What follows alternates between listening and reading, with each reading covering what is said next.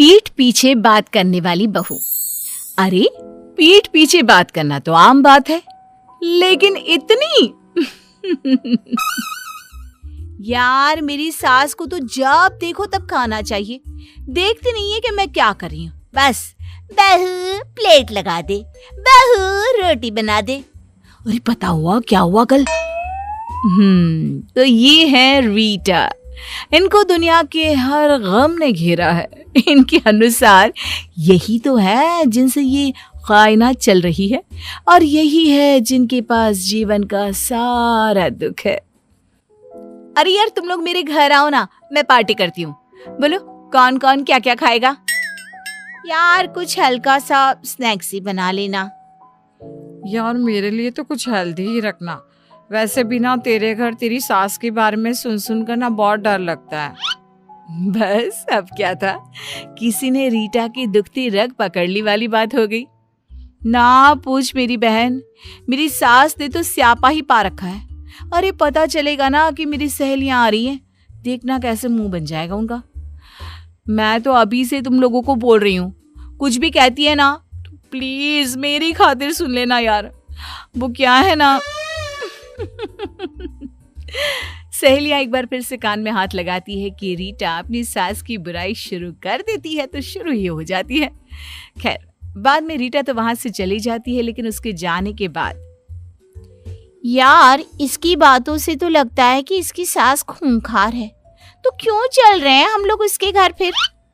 अरे यार क्या करे, बहुत दिनों से बुला रही है। सास ने कुछ कहा तो मैं तो उल्टा करारा जवाब दे दूंगी।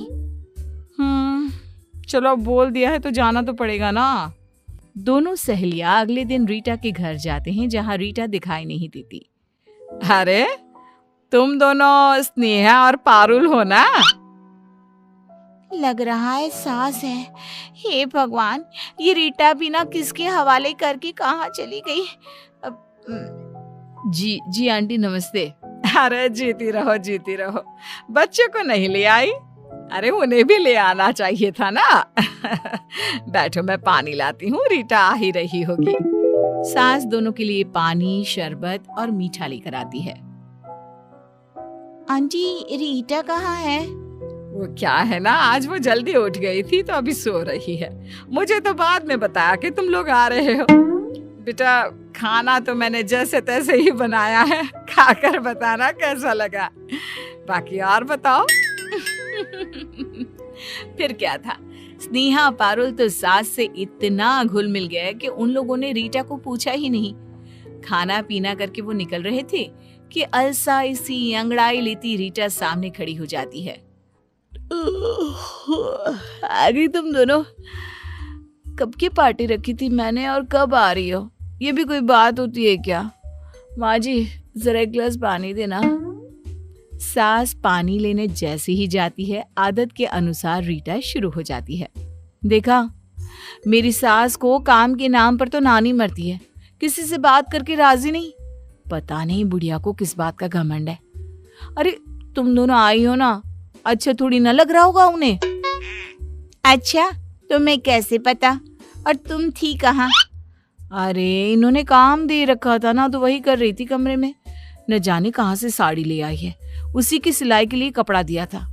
कमरे में बैठ के अभी तक इन्हीं की साड़ी तैयार कर रही थी।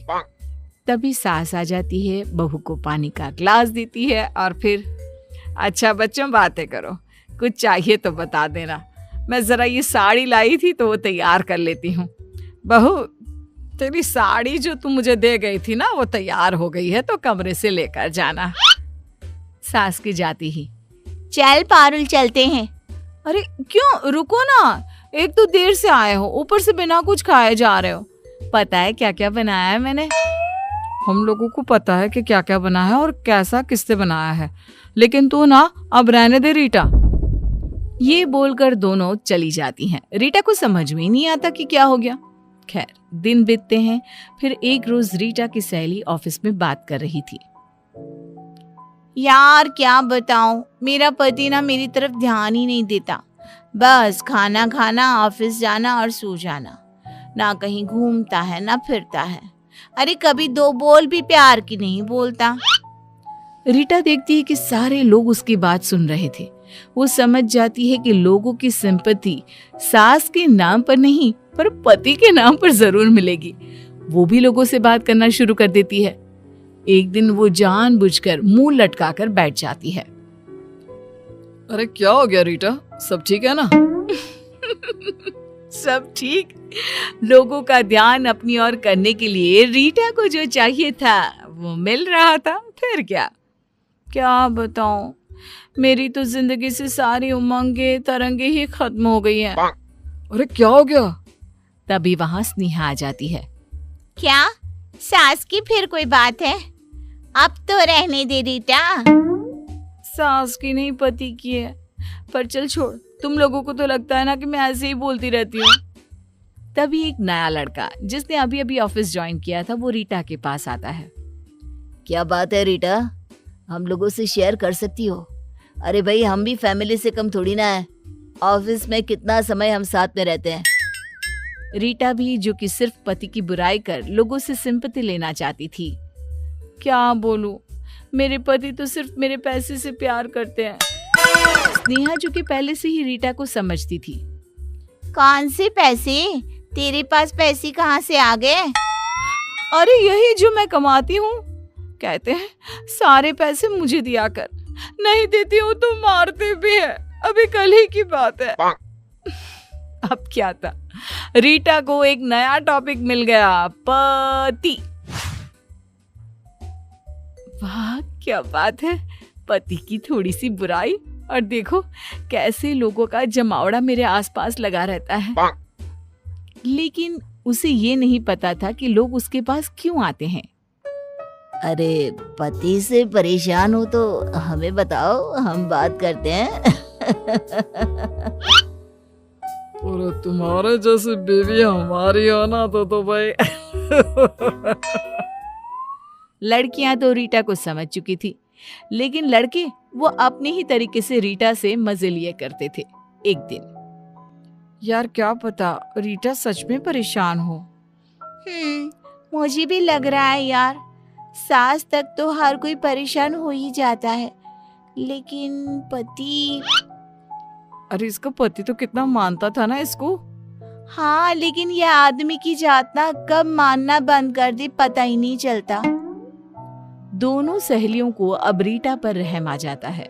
वहीं घर पर, रीटा ये फोटो देखो कैसी लग रही है।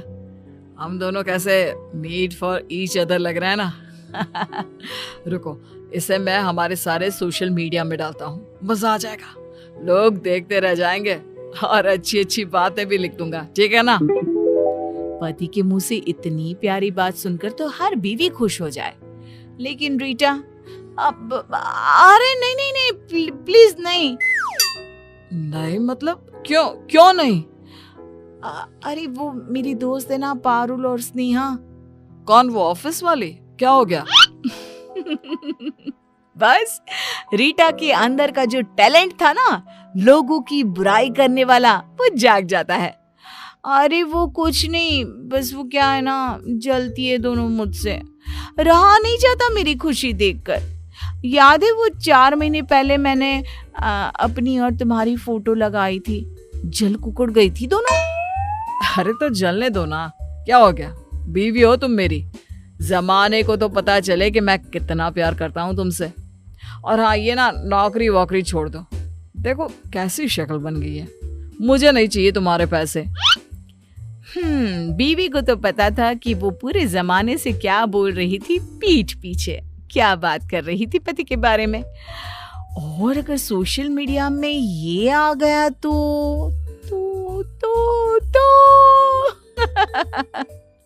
अगले दिन, हे भगवान, न जाने क्यों चक्कर आ रहा है। अरे रहने दो ना, क्यों कर रही हो ये 2 टके की नौकरी?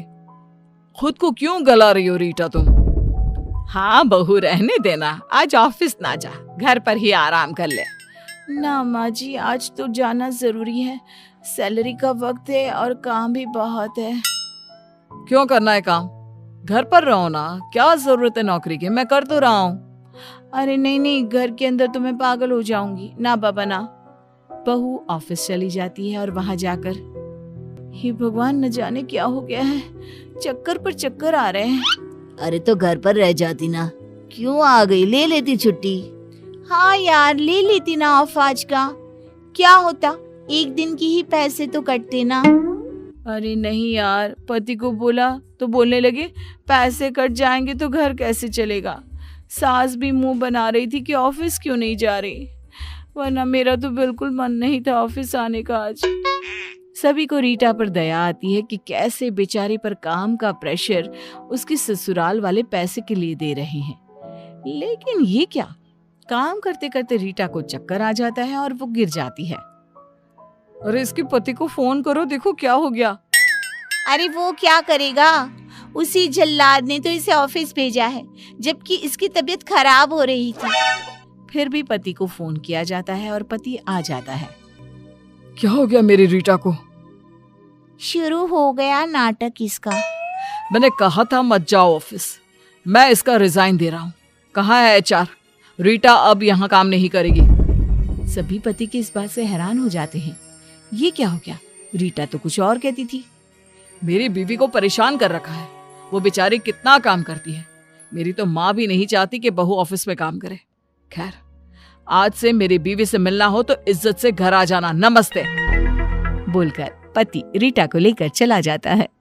पीछे से ऑफिस वाले सोचते रह जाते हैं कि भाई, पीठ पीछे बात करने की भी हद होती है।